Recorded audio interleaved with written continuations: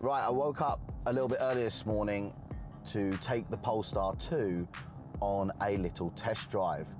So let's drive around. Hopefully the roads are clear.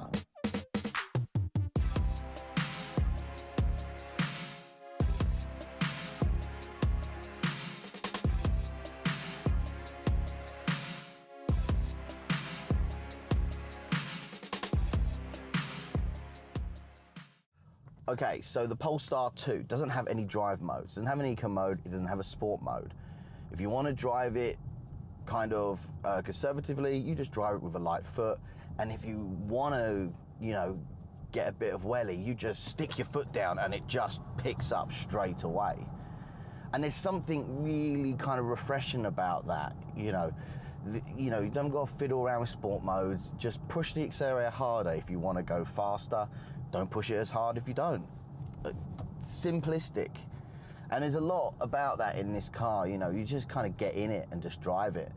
I drive a lot of Chinese EVs, and while they're great and the technology is great, they focus a lot on that kind of, if you like, geeky, gadgety side in what they can do.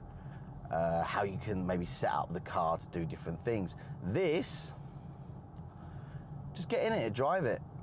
That's it. And it is a good drive. So we're going to drive up to a road which I hope is, more clear. I did wake up early, not super early. I am on holiday, but hopefully it's going to be somewhat clear.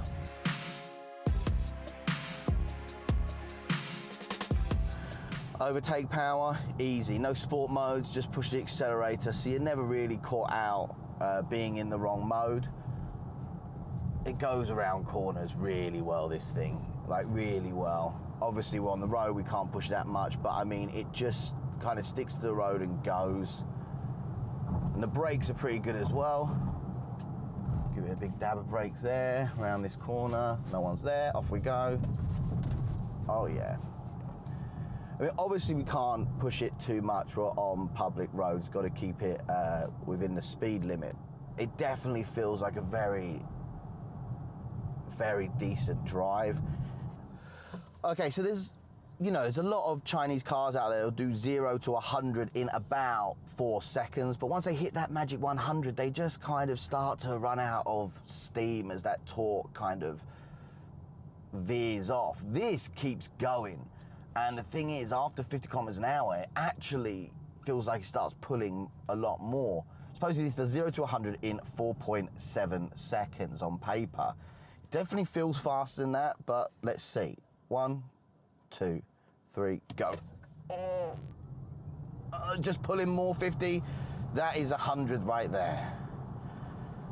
So it definitely moves. I can't believe this is only 4.7 seconds. It may well be. But obviously sitting in the car, it feels more than enough, but it's the way that it pulls. I'm doing 60 now and it just up to 100 right there. Let's do 80 to 100. So there's 80, there's 100. Like at all speeds, it just picks up and just rockets off. Like I said, some of these Chinese EVs, they're very good at doing that dash, but their pickup maybe from certain higher speeds or definitely past 100, that torque kind of flattens out, and you can feel it. You can feel the torque slacking off. So the ride in here, it's solid, it's planted. Like if you are, driving spiritedly around corners and whatnot, it's certainly planted. I would say that on really kind of broken surfaces, it can be a little bit jiggly, but it's not that bad. Being maybe a little bit harsh, like it rides really well. Oh, and also, the sound insulation inside the cabin, at motorway speeds when you're cruising, you don't get loads of tire roar or loads of wind noise. Yes, there's some, but like it's away in the background. You can easily hold a conversation in here at a reasonable volume. Comfort-wise, yeah, you know, it handles big bumps and thumps fine, dampens them nicely.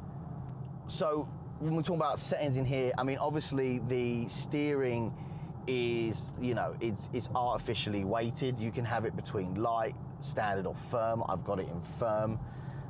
The other settings that you can change aren't really that much in here. One pedal driving from off, low, or standard, and you can tell the car whether you want it to creep or not creep when you come off the brake. Apart from that, you can turn or slacken off the ESC. It's called sport mode, but it doesn't seem to do anything different with power or anything like that. Apart from that, that's about all you get to fiddle with in the car. To turn on the ADS is really, really simple. You just hit that cruise control button on the steering wheel, press right, and then the pilot assist is on. And as long as you can see the lines, it will kind of steer itself a little bit, keep itself inside the lane, and manage distance with the car in front. It's really useful when you're kind of, you know, just cruising down a straight long road on the motorway or in traffic jams. I was using it the other day. But there is one problem with this car's ADAS system, and some other cars also are like this as well. The amount of space it leaves between itself and the car in front, especially when you're in a traffic jam. In the city that I live in, China, if you were to leave such a large space like that, you would be forever being cut up. You probably just wouldn't get anywhere. It leaves, on the lowest setting, it leaves what feels like a car, enough for a whole car to get in. And in my city, they don't need more than half a car length to shove their nose in and push themselves in. So, although it is useful in like really busy rush hour traffic in some cities in China, that huge distance that it leaves will be a problem, or rather will invite people to keep cutting in front of you.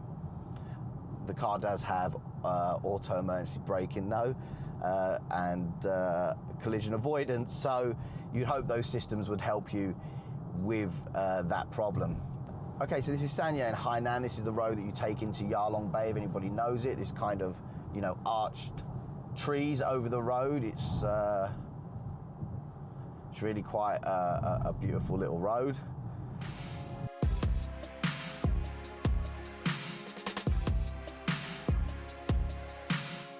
Talking about that assist, now it's seen a bike in front of me and it's slowing down and we're now following the bike. What it won't do is it won't change lanes for you. If you want to change lane, turn on the steering wheel and then it will turn off, and when you turn off the indicator it will come back on. But there we go, we're now into it, but we're coming up to a turn in a moment, so we'll have to disengage. But it works, it does work, it does do what it needs to do. People taking photos on a roundabout, absolute geniuses. Okay, let's do a brake test from 60. Let me just find a piece of clear road. Okay, we're doing 60 and